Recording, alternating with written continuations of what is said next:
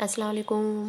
Welcome to MCPS online classes, class third, subject Hindi, Rimjhim. प्यारे बच्चों, आज हम लेसन नंबर 7 टिप टिप हुआ, ये एक उत्तर प्रदेश की लोक कथा है बच्चों। उत्तर प्रदेश को हम इंग्लिश में यूपी भी कहते हैं, है ना। U for Uttar, P for Pradesh, UP Uttar Pradesh की लोक कथा, मतलब वहाँ के रहने वाले लोगों के द्वारा कही जाने वाली कहानी।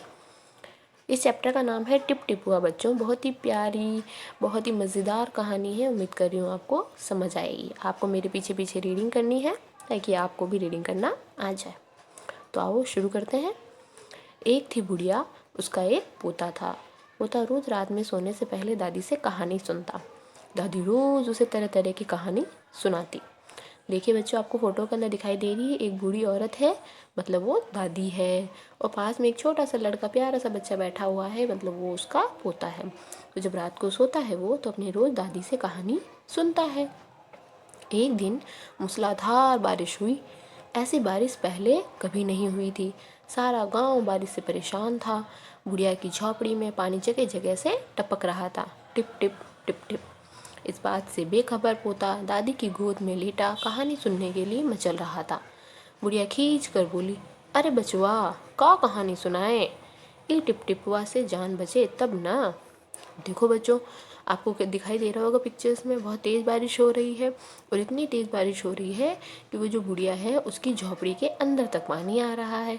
और जो वहाँ के यूपी के लोग हैं, वो क्या कहते हैं, जो बूंदें आती हैं, बारिश की बूंदें, उन्हें क्या कहते हैं, उनकी जो लैंग्वेज होती है वो थोड़ी सी अजीब सी होती है, जिसमें वो ई मिलाकर या वाह मिलाकर इस तरीके से बोलते हैं।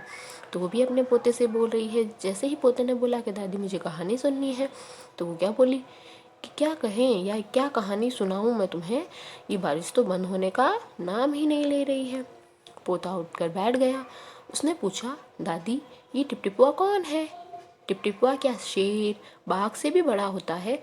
अब जब दादी ने बोला कि मैं तुम्हें क्या कहानी सुनाऊं, इतनी तेज़ बारिश हो रही है, तो पहले इससे तो बचे, उसके बाद कहानी सुनाऊंगी। तो पोता जो बिल्कुल छोटा मासूम सा बच्चा है, उसको क्या लगा कि ये कोई शेर या कोई बाघ, मतलब शेर और बाघ की जो कहानियाँ होती हैं, क्या ये वो है या उससे भी कोई बड़ा जानवर है? दादी छत से टपकते हुए पानी की तरफ देखकर बोली, हाँ बचवा, न शेर के डर न भगवा के डर, डर त डर टिपटिपुआ के डर।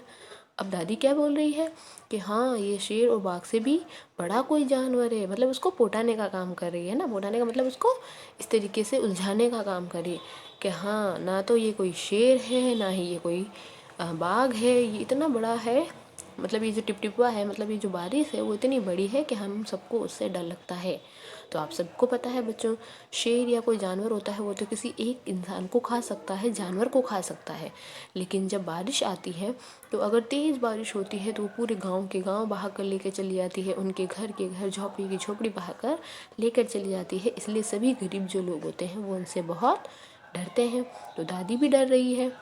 आगे देखिए बच्चों क्या हुआ। संयोग संयोग से मुसीबत का मारा एक बाघ बारिश से बचने के लिए झोपड़ी के पीछे बैठा था। बेचारा बाघ बारिश से घबराया हुआ था और बुढ़िया की बात सुनते ही वह और डर गया।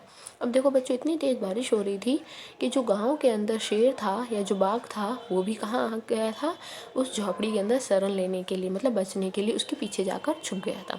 तो जब उसने दादी की ये बात सुनी तो वो भी डर गया कि वो शेर से भी नहीं डर रही है, किसी से नहीं डर रही है, और ये टिपटिपुआ से डर रही है, तो ये टिपटिपुआ है कौन? अब वह टिपटिपुआ कौन सी बला है?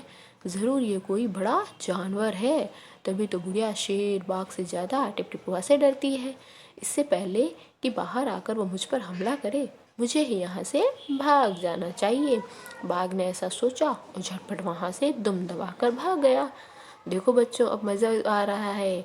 क्या हुआ, जो शेर है, जो बाघ है, वो बैठा बैठा जब दादी की सारी बातें सुन रहा था तो वो भी उस मासूम बच्चे की तरह सोचने लगा। क्या कहने लगा, ये शेर और बाघ से भी इतना बड़ा जानवर है तो वो मुझे भी आके खा जाएगा, तो क्यों ना मुझे यहाँ से भाग जाना चाहिए, वरना वो मुझ पर हमला कर देगा, वो मुझे खा जाएगा। तो वहाँ से बाघ अपनी दुम दबाकर, मतलब वहाँ से भाग निकला। डर के मारे वो वहाँ से भाग गया। उसी गांव में एक धोबी रहता था। वो भी बारिश से परेशान था। आज सुबह से उसका गधा गायब था। सारा दिन वो बारिश में भीगता रहा और जगह जगह गधे को ढूंढता रहा, लेकिन वो कहीं नहीं मिला। अब गांव में बहुत से लोग हैं, तो उस गांव में एक धोबी भी रहता था। धोबी कौन होता है बच्चों? जो कपड़े धोता है ना। तो वो अपने सामान को या अपने जो कपड़े की जो गठरियाँ होती है उनको क्या करता है, गधे को पलाद कर एक जगह से दूसरी जगह लेकर जाता है ना। तो बारिश इतनी तेज़ हो रही थी, तो वो जो गधा है, वो जो एक जानवर है, वो बाहर कहीं बंधा होगा, तो वो कहीं मिल ही नहीं रहा था। वो कहीं बारिश से छुपने के लिए कहीं चला गया होगा। तो वो धोबी भी उसे ढूंढ रहा था, लेकिन वो कहीं भी नहीं मिल रहा था। धोबी की पत्नी बोली, जाकर गांव के पंडित जी से क्यों नहीं पूछते, वे बड़े ज्ञानी हैं, आगे पीछे सबके हाल की उन्हें खबर रहती है। अब जो गांव के लोग होते हैं ना बच्चों, वो थोड़ा सा अंधविश्वासी होते हैं। तो उन्होंने क्या बोला, गधे को ढूंढने की बजाय उसकी जो पत्नी है वो क्या बोल रही है कि जाओ जाओ पंडित जी से जाके पूछ लो, पंडित जी को सब पता होता है, वो आगे पीछे का सारी चीज़ें बता सकते हैं, तो हमारे गधे के बारे में भी वो बता देंगे। पत्नी की बात धोबी को जच गई।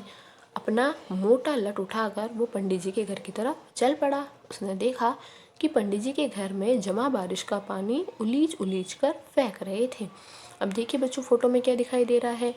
जो धोबी अंकल हैं वो डंडा लेकर, एक बड़ा सा मोटा लट मतलब एक डंडा लेकर कहाँ गए, पंडित जी के घर पर गए।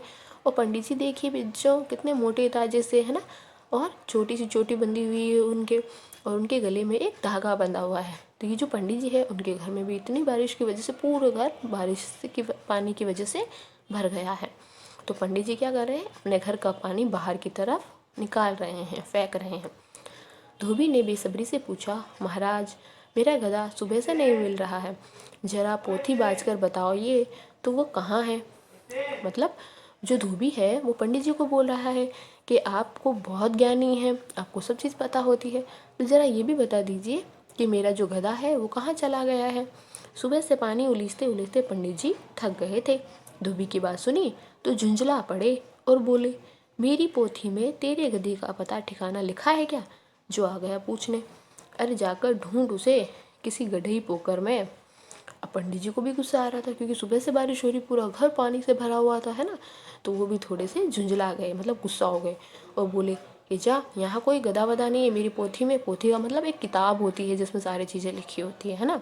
तो उन्होंने बोला कि मेरी पोथी में ऐसा कुछ नहीं लिखा, जाओ कहीं गड्ढे और पोखर में। गड्ढे और पोखर का मतलब क्या होता है, तालाब जो होता है उसमें कहीं गिर पड़ गया होगा, है ना। गड्ढे पोखर में कहीं गिर गया होगा, मतलब कहीं तालाब वगैरह में इतना तेज पानी आ रहा है, कहीं बह के चला गया होगा, तो वहाँ जाकर ढूंढो, मेरे पास क्यों आए हो, भागो यहाँ से। और पंडित जी लगे फिर से पानी उलीचने। धोबी वहाँ से चल दिया। चलते चलते वो एक तालाब के पास पहुँचा। तालाब के किनारे ऊंची ऊंची घास उग रही थी। धोबी घास में गधे को ढूंढने लगा।